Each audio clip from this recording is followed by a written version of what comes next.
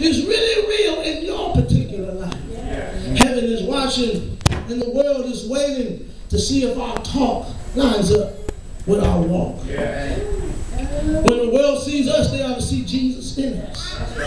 When the world hears us talk, they ought to hear Jesus talking through us.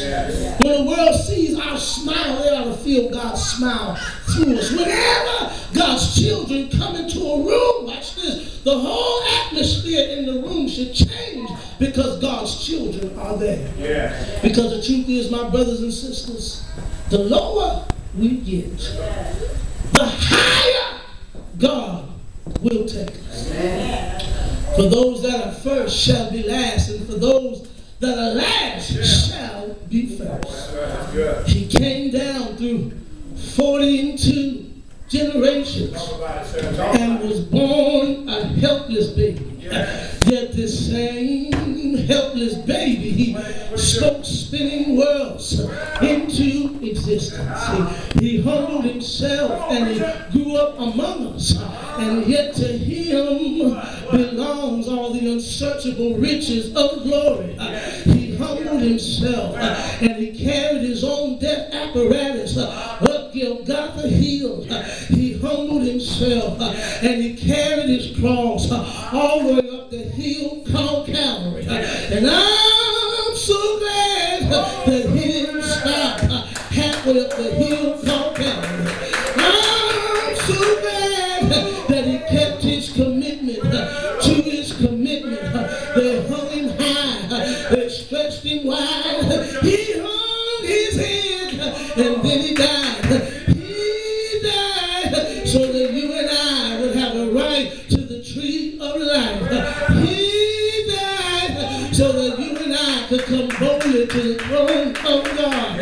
He died so that you and I could be a part of God's royal family. But I come to tell you, that's not how the story ends. They took my Lord and Savior and placed him in a borrowed tomb. And I'm so glad that the tomb was borrowed, because anything borrowed means at some point you got to give it back.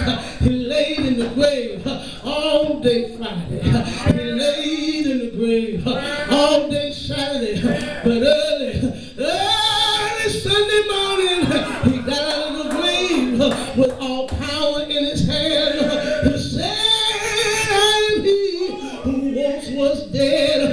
Oh, but now I'm alive forevermore.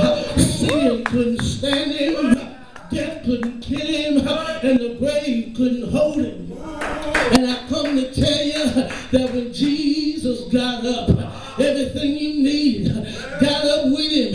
When Jesus got up, mercy got up. When Jesus got up, forgiveness got up. When Jesus got up, salvation got up. When Jesus got up, everything you need got up with Jesus. And I'm so glad. I'm so glad. I don't know about you, but I was sinking deep in sin until a nail-scarred hand reached in and pulled me out of my mess. I'm so glad that Jesus saw past my faults and saw my needs. Jesus is my kinsman redeemer. Jesus is my lily in the valley. Jesus is a friend that sticks closer than a brother. Jesus is my way maker. Jesus is Adam's redeemer.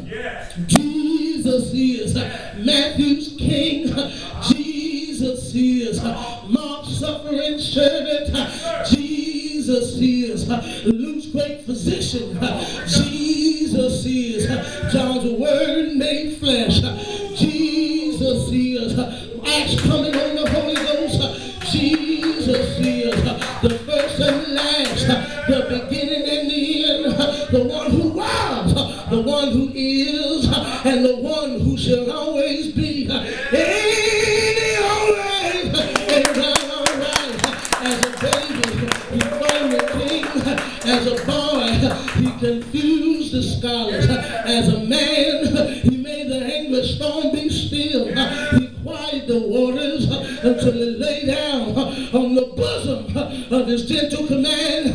He stands in the solitude of himself, and he sustains the mighty pillars of the universe by his own word. Ain't it all right? Yeah. Won't he do it? Yeah. Has God been good to you? Yes, he has. If he's been good, give him a hand of praise. If he's been good to you, give him some praise. Has God been good to you? Won't he do it?